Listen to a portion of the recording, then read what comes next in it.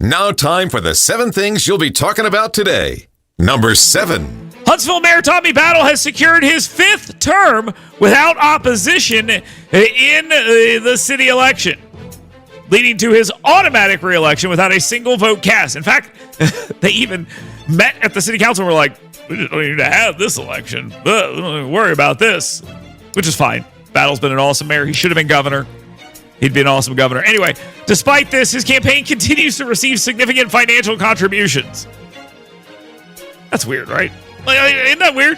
But it's completely allowed. But they are raising a ton of money here despite this. And I just think it's odd. You know, there's PACs like Boeing and the DVA holding PAC that are giving them a bunch of money. He's got $460,000 in available funds. $460,000 in available funds in a race that he will not have to run. So my guess is Battle will use that for what he deems the best for the city. Number 6. Democrats cannot shake President Joe Biden, who shakes every time he's in front of a camera, even as they try to campaign against his policies with the help of a lapdog media. But Biden remains bitter towards top Democrats, including former President Barack Obama and Speaker of the House Nancy Pelosi Emeritus. Is that like they give her like some weird title? I don't know. I don't even know if that's the right way to say it. Me dumb. Anyway, they allegedly told him to withdraw from the 2024 race. Biden is very upset, especially with Pelosi, who he calls ruthless, and is frustrated that Obama did not approach him directly. Despite this, they're going to let him give a speech. It's going to be great. Here's a preview for you, okay? You know the thing. Kamala, Humala. Number 5. A Huntsville in vitro fertilization clinic will be closing soon, but they say it is unrelated to some of the drama around IVF in the state. They say it's more of a personal decision.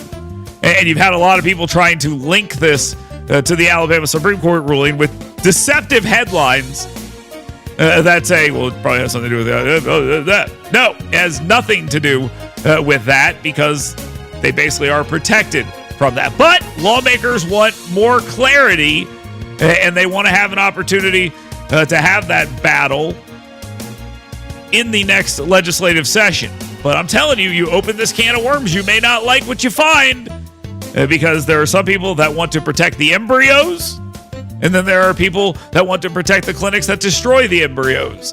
Again, this is a can of worms that may not need to be opened. Number 4. I don't know why this story makes me so happy, but I'm going to tell you. This is a story that makes me very happy.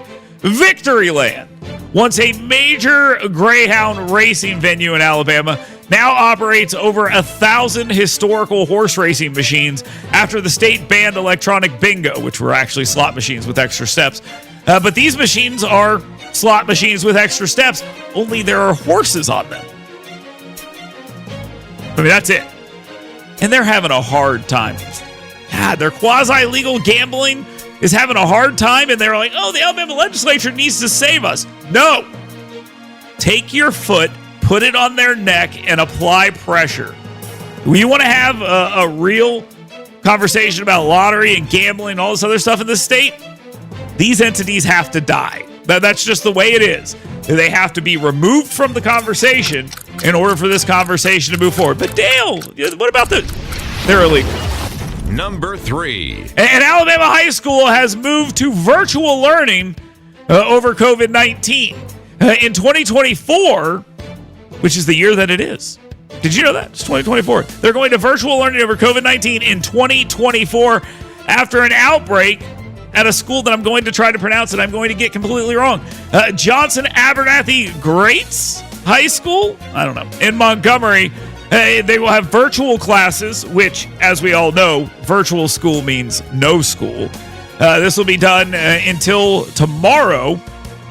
Numerous staff members are sick. Dale, you're a heartless guy. Did you not hear the last thing I said? Look, during this virtual schooling, the school will be sanitized and they'll come back wearing masks, which don't work. Virtual learning doesn't work either. They got to stop this. Stop it. Stop it. If you're going to close down the school, they need to add a day at the end. We'll talk about that. Number 2. Alabama Attorney General Steve Marshall has commended Secretary of State Wes Allen for instructing the state's boards of registrars to remove non-citizens from voter rolls. Allen emphasized his commitment to maintaining the integrity of Alabama's elections, ensuring only U.S. citizens can vote. The list of identified non-citizen registered voters will be handed over to Marshall's office for further investigation and potential criminal prosecution.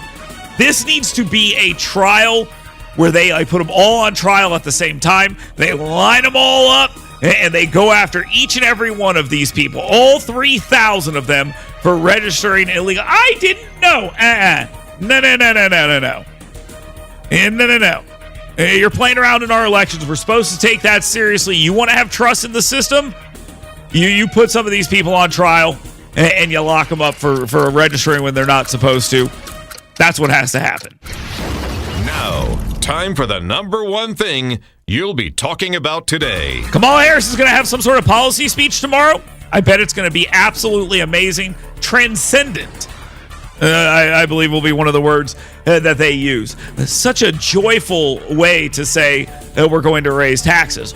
Or what we could get is a Kamala Harris who says, I'm going to cut taxes. You never know. You never know which one it is. That's the beauty of having no personal scruples, policy positions, or brains. You just say whatever is put into your head and you just regurgitate it out there and say, vote for me. I'm whatever you want me to be. Even though she cast a tie-breaking vote to target tips for taxes before she copied former President Donald Trump's plan to exclude tips from taxes, which, by the way, the other day Trump said, no tax on Social Security. So that'll probably be copied as well. I can't wait. They're just going to both keep doing this and saying, like, no taxes on stuff, and they're like, no taxes on Monster Energy drinks. I mean, and I'll be like, okay, that sounds cool. But no matter what Kamala Harris says, the U.S. Representative Mike Rogers, the Republican from Sacks, smackdown from Sacktown. He almost choked out Matt Gaetz on the floor of the House. Mike Rogers says she will end Trump's tax cuts if she wins. Rogers says if Harris wins, she may focus on increasing tax revenues and allow the tax cuts to expire.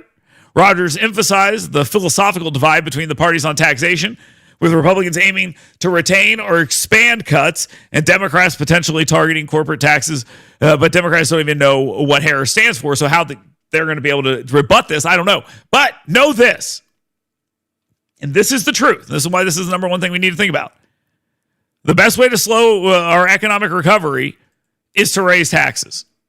So just think about that for a second. And also remember, every single time Democrats run for office, they run either on an ambiguous tax strategy or a lie. And the lie is, we don't want to raise taxes. When all their words up until that moment will tell you, yes, they do. Yes, they do. But they will tell you in order to get elected that they don't. Now, I looked it up. That's called a lie. And we need to know this. They lie about this. And this is what is being said by Mike Rogers here. Donald Trump's economic speech today hopefully will hit on that and drive that point home. Kamala Harris's record, Joe Biden's record, Nancy Pelosi's record, all their records are very obviously clear on this about what they want to do. And they will try to sell you something different in order to get elected. And our economy will suffer if Kamala Harris wins. So that's the most important thing you should be talking about today. No question about that. And you can get in right here, right now on the scoutpestcontrol.com WVNN hot take text line at 866-494-WVNN. You can also always give us a ring here on the QC Connects free speech phone lines, 866-494-WVNN, and email us. You've got mail. DowntownRescueMission.org, email inbox, Dale@WVNN.com. Coming up in this hour, Sam Gavan. We'll ask him about some of the stuff we've talked about here. Mo Brooks will be with us a little bit later in the program, so we'll talk with him about a bunch of things. We got Hate at 8. We got Yaffe coming up. We got all sorts of fun stuff going on, so do not miss it. Keep your radio locked right here, right now. We'll be back. Get WVNN stale checks and 7 things you should be talking about today right in your email box every morning. Go to yellowhammernews.com and sign up today.